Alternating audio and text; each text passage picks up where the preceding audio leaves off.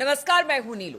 तो सीरिया में जिस तरह से तख्ता पलट किया गया, लगा कि अब इसके बाद हालात बेहतर हो जाएंगे, शायद यहां पर पहले से ठीक तरीके से सब कुछ चलेगा। लेकिन अब जिस तरह से सीरिया में तख्ता पलट हुआ, उसके बाद बहुत सारी बातें निकलकर सामने आ रही है कि आखिर कौन होगा सीरिया का दावेदार। सिर्फ वहां पर जिन्होंने कब्जा किया है, जो विद्रोही हैं, क्या उनका कब्जा रहेगा? वो अच्छी तरीके से सीरिया का शासन चला पाएंगे, या फिर बहुत सारे ऐसे देश हैं जो सीरिया पर आंख गड़ाए हुए बैठे हुए हैं, उनकी अपनी अपनी मंशा है, उसके पीछे उन्होंने अपना अपना एक लक्ष्य तय कर रखा है। क्या है ये मंशा? बातचीत करने के लिए मयंक मेरे साथ जुड़ गए हैं।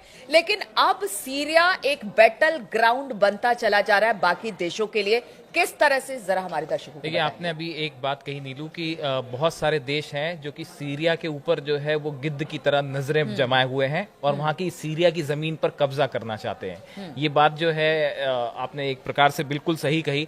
अभी आप देखिए कि इजराइल की तरफ से, अगर हम पहले इजराइल से शुरुआत करते हैं, इजराइल लगातार कोशिश करता रहा। जब लेबनान से युद्ध हो रहा था, हिजबुल्लाह से लड़ाई चल रही थी सीज फायर के पहले, तो एक बफर जोन बना ले लेबनान में, लेकिन वो नहीं हो पाया। नेतन्याहू लाख कोशिश करते रहे कि जो लेबनान में एक वो बफर जोन बना लें, उसको जो है हिजबुल्लाह के कब्जे से फ्री करवा लें। नेतन्याहू और इजराइल ने पूरी कोशिश करी, लेकिन वो उसमें नाकामयाब हुए और अल्टीमेटली इजराइल को सीज फायर के लिए मजबूर होना पड़ा। ये हकीकत है। ऐसे सोशल मीडिया पे भी जो चर्चाएं हैं वो यही कहती हैं कि अपनी फोर्सेस इजराइल को वापस बुलानी पड़ी और सीज फायर करना पड़ा। यही वजह है कि हिजबुल्लाह के चीफ जो है नईम कासिम, उन्होंने कहा कि ये बहुत बड़ी हार है इजराइल की।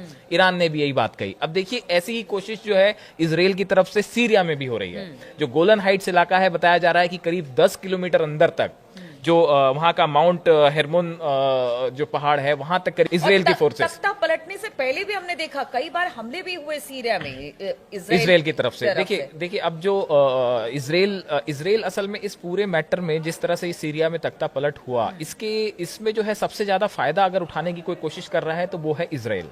इजराइल की तरफ से, इजराइल बड़े लंबे समय से ये चाह रहा था कि सीरिया के एक बड़े इलाके पे को वो कब्जा कर ले। गोलन हाइट्स इलाके में वो बिना रोक टोक के इस समय कोई कुछ नहीं पूछने वाला है, क्योंकि सीज फायर जो है वो लेबनान में हिजबुल्लाह के साथ है। वो सीरिया में किसी तरह की रोक टोक नहीं है, वहां कोई पूछने वाला नहीं है। तो इजराइल की फोर्सेस अंदर तक पहुंच गई हैं, काफी बड़े इलाके पे कब्जा है। लेकिन देखिए, इजराइल, ये बहुत आसान होता है कि किसी भी एरिया पे आपने एयर स्ट्राइक्स करी और कुछ समय के लिए आपके सैनिक अंदर चले गए, लेकिन वहां पे जाके बने रहना ये बहुत बड़ी चुनौती है, जो लेबनान में नहीं हो पाया। जो हिजबुल्लाह ने चुनौतियां दी इजराइल को, उसका परिणाम यह हुआ कि फोर्सेस वापस बुलानी पड़ी। अब देखिए, यही स्थिति जो है वो कहीं यहाँ पे भी ना हो।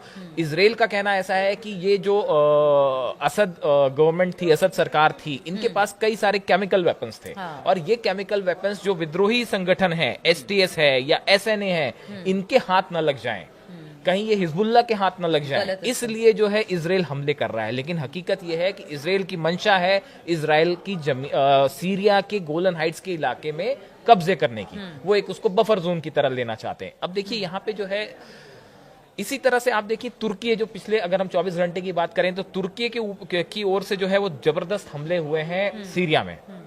और ये हमले हो रहे हैं कुर्दिश लड़ाकों के ऊपर, और करीब 200 कुर्दिश लड़ाके मारे गए हैं। बताया जा रहा है कि जो कुर्दिश लड़ाकों का संगठन है SDF, ये कुर्दिश लड़ाकों का संगठन है जिसको अमेरिका सपोर्ट कर रहा है, और इनके खिलाफ जो है वो तुर्की लगातार हमले कर रहा है। और बताया जा रहा है कि करीब 200 लड़ाके मारे गए हैं। अच्छा। तो अब देखिए, एक तरफ से तुर्की का हमला जारी है, दूसरी तरफ से कल की बात है कि जो मिडिल सीरिया है, वहां पे लगातार अमेरिका की तरफ से एयर स्ट्राइक की गई है, और कहा जा रहा है कि हम ISIS जो संगठन है उसके आतंकियों को हम निशाना बना रहे हैं, ऐसा अमेरिका की तरफ से कहा गया है। तो एक तरफ से तुर्की का हमला जारी है, एक तरफ से अमेरिका हमले कर रहा है, इजराइल मौका भांप के जमीन हथियाने की कोशिश कर रहा है, रूस जो है उसकी तरफ से तो हमले हो ही रहे हैं। वो लगातार चाह रहा है कि जो है इस सीरिया की जो आर्मी है, जो असद के समर्थक थे, उनको मजबूत किया जाए और सीरिया पे कब्जा ना होने दिया जाए। लेकिन इस पूरे घटनाक्रम के बीच में देखिए क्या है कि अब सीरिया में बड़े सारे जो ये हम जिसको प्रॉक्सी संगठन कहते हैं, इनका रोल बहुत अहम हो गया है। जैसे देखिए, जो STS संगठन है, हयात तहरीर अल शाम, जिसके जुलानी जो जिनके चीफ हैं, जिनको सबसे बड़ा क्रेडिट दिया जा रहा है कि उन्होंने असद सरकार को जो है, असद को डिथ्रोन कर दिया।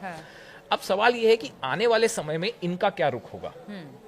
ये अमेरिका और इजराइल को लेकर जुलानी जो है वो उनका क्या रुख होने वाला है। वैसे देखिए एसएनए है, सीरियन नेशनल आर्मी, ये भी जो है ये भी जुलानी के एसटीएस के साथ मिलके जो है वो कुर्दिश लड़ाकों से और जो है वो संघर्ष कर रही है। तो अब ये जितने संगठन हैं, चाहे वो एसडीएफ हो जाए, एसएनए हो जाए, एसटीएस हो जाए, ये सब संगठनों की आने वाले कुछ वक्त में क्या भूमिका होगी, एक सवाल ये बड़ा यहाँ अहम पर है। बिल्कुल ये सारे संगठनों की किस तरह की भूमिका है, लेकिन हमने देखा कि इजराइल और अमेरिका खास तौर पर सीरिया पर लगातार नजर बना रहा है, और जिस तरह से आपने कहा कि इजरायली जो फोर्सेस है वो भी अंदर की तरफ दाखिल हो रही हैं।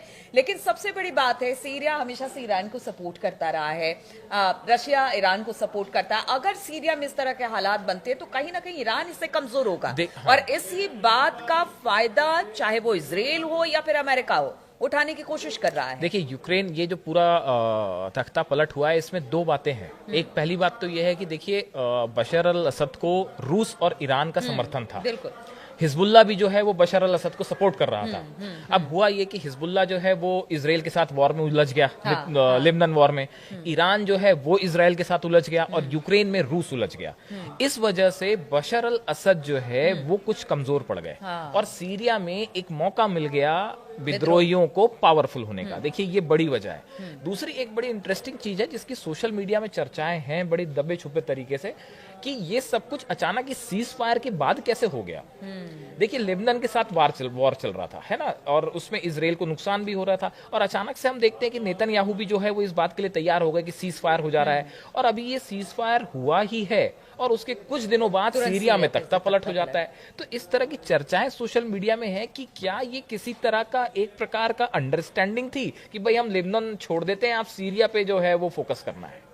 ये एक ऐसी चर्चा है जो कई एक्सपर्ट्स के बीच में है। हम इस बात का कोई पुख्ता दावा नहीं है, ऐसी बातों के कोई पुख्ता दावा नहीं होते, ये सिर्फ सोशल मीडिया में चर्चाएं होती है जो कुछ समय बाद, सालों बाद ये बात निकल के सामने आती है जब कोई कुछ कहता है। तो ये बड़ा रहस्यमय है कि किस तरह से लेबनान में अचानक से जो है, एक तो मजबूरी थी, वहां पे इजराइल के सैनिक थके हुए थे, ये खुद नेतन्याहू मान रहे हैं, टैंक्स उनके उड़ाए जा रहे थे वो मान रहे थे, सैनिक मारे बिल्कुल। जा तो रहे ये थे, तो आपके लिए बड़ी दिक्कत हो गई थी, हिजबुल्लाह से बड़ी परेशानी हो रही थी इजराइल को, इसमें तो कोई शक है ही नहीं, है तो सच है ही।